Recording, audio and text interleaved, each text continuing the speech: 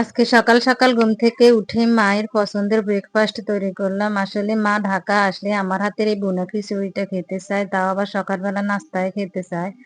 তো শুধু আমার মা না, আমার বাবারও এটা পছন্দ, তো তৈরি করে ফেললাম তাদের পছন্দের ব্রেকফাস্ট।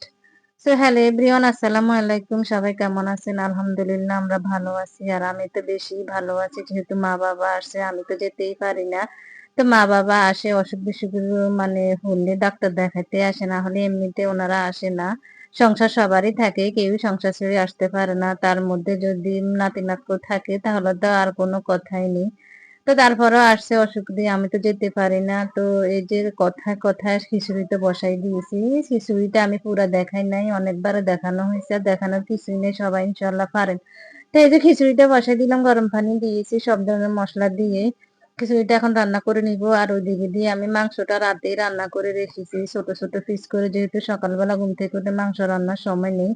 তো রাতে রান্না করে রেখেছি, এখন আমি গরম করে নিয়েছি। তো আর কি রান্নাটা আমার শেষ হয়ে গেছে এখন। মানে এই যে কাঁচামরিচ দিয়ে দিছি, আর একটু ঘি দিয়ে দিব। ঘি ছাড়া তো হবে না, আসলে ঘি খাওয়া মাঝে মধ্যে একটু একটু ভালো, বিশেষ করে বাচ্চাদের জন্য ভালো। আর আমার ছেলে মেয়েরা তো যে শুনছে আমি ভুনা খিচুড়ি করতেছি সকালবেলা ব্রেকফাস্টের জন্য, রাতে শুনছে, অনেক খুশি তারা। এইগুলা হলে আর কিছুই লাগে না।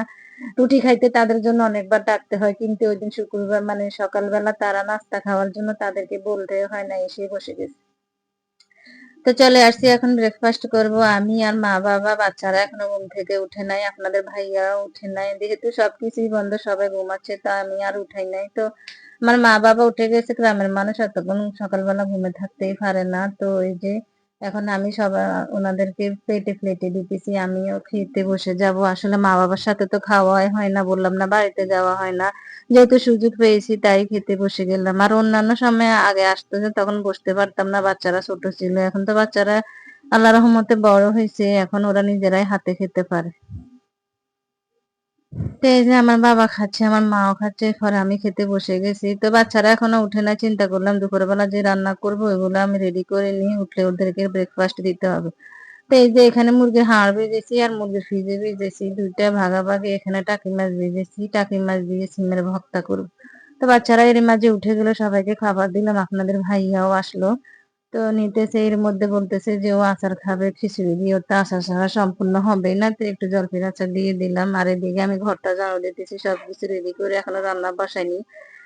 খাদিজার মা এখনো আসেনি, দেরি হবে, তাই আমি ঘরটায় ঝাড়ু দিয়ে দিতেছি। যে আর ঘরের মধ্যে অনেক ময়লা ছিল, এগুলো পায়ে লাগলে বিরক্ত লাগে, তাই আমি চিন্তা করলাম ঘরটা ঝাড়ু দিয়ে নি, যেহেতু হাতে অনেক সময় আছে। সকাল সকাল যেহেতু ঘুম থেকে উঠেছি, সকালবেলা ঘুম থেকে উঠলে আসলে দিনের মধ্যে কাজ করে শান্তি পাওয়া যায়।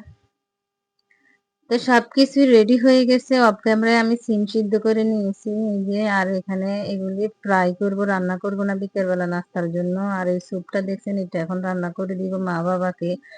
আমি আমার শাশুড়ি আসলে স্যুপগুলি রান্না করে দিই, মা বাবা আসলো দিয়ে, যেহেতু একটু একটু শীত করতেছে, ভালোই হবে। দুপুর বেলার যে মানে খিদাটা থাকে হালকা, এটাও মিটবে, স্বাস্থ্যের জন্য ভালো হবে। যেহেতু স্যুপ স্বাস্থ্যের জন্য ভালো, যদি ঘরে তৈরি করতাম তাহলে আরো ভালো হতো। এটা প্যাকেটটা বাহির থেকে আনা হয়েছে। তো স্যুপটা আমার রান্না হয়ে গেছে, এখন আমি বাটিতে নিয়ে নিব।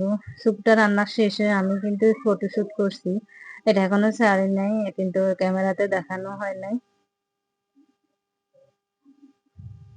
আসলে এই যে দেখেন স্যুপ রেডি হয়ে গেছে। আমি ছোট স্ট্যান্ড মানে ভিডিও করার জন্য যে ছোট স্ট্যান্ডটা নিয়েছি না, ওটাতে আমার অনেক সুবিধা হইতেছে। আমার আর ভিডিও করতে এখন আর বিরক্ত লাগে না। ওই যে বড় স্ট্যান্ডটার মধ্যে দিয়ে যদি ভিডিও করি না, আমার অনেক বিরক্ত লাগে, ফাইন লাগে, যেহেতু আমার রান্নাঘর ছোট না, আমি দাঁড়াতেও আমি পারতেছি না। তো এই যে মুরগির হাড্ডিগুলি রান্না বসাই দিয়েছি, কষাতে থাকো, কষাতে কষাতে এটা প্রায় সিদ্ধ হয়ে যাবে। এখন পানি দিব না, যেহেতু চাল কম্মা দিয়ে রান্না করবো, এটা দেওয়ার পর আমি পানি দিব। আর ওই চুলায় আমি সিমগুলা ভেজে নিতেছি, যে সিমটা সিদ্ধ করছি ভর্তার জন্য। তেলের মধ্যে সবকিছু একটু ভেজে দিলে তাহলে ভর্তাটা অনেকক্ষণ থাকে আর গন্ধ হয় না। তো এই তো মুরগিটা কষানো হয়ে গেছে, এখন চাল কম্মাটা দিয়ে দিব। বাহির থেকে অনেক আলো আসতেছে, দেখেন আমার রান্নাঘর প্রচুর আলো থাকে, রাতের বেলাও আমি অন্ধকারে কাজ করতে পারি, এরকম আলো আসে। তা আবার বেশি আলো আসলে দেখুন যে ভিডিও ভালো আসে না, কেমন যেন আসতেছে, সাদা সাদা হয়ে যায়। তো এই যে ভর্তার জন্য সব একসাথে আবার ভেজে নিয়েছি। আর এদিকে আমার রান্নাটাও হয়ে গেছে, এখন ধনিয়া পাতা দিলে কমপ্লিট। এই যে দেখেন ধনিয়া পাতা আমি পিষে নিয়েছি, দেখছেন, মনে হয় যে আমার ঘরে কিছুই নেই, বক্সের উপরে নিয়েছি। তো এটা হচ্ছে আপনার এই যে চিকেন ফ্রাই মুরগির মাংসগুলি এগুলো এখন ভালো করে মেখে আমি রেখে দিব, বিকেলবেলা ফ্রাই করব। তো সবাই ফ্রাই করতে পারেন, আমি আর কি বলবো ডিটেইলস, তাই আর কিছু দেখাইলাম না। আর এই যে বিকেলবেলা চিকেন গুলো ফ্রাই করতে চলে আসছি। আমি দেখালাম না কিভাবে ফ্রাই করি, সবাই জানেন। তো আর কি আজকের ভিডিও এখান পর্যন্ত। সবাই ভালো থাকবেন, সুস্থ থাকবেন। ভিডিওটি ভালো লাগলে শেয়ার করবেন, লাইক কমেন্ট তো করবেনই। তো সবাইকে আল্লাহ হাফেজ।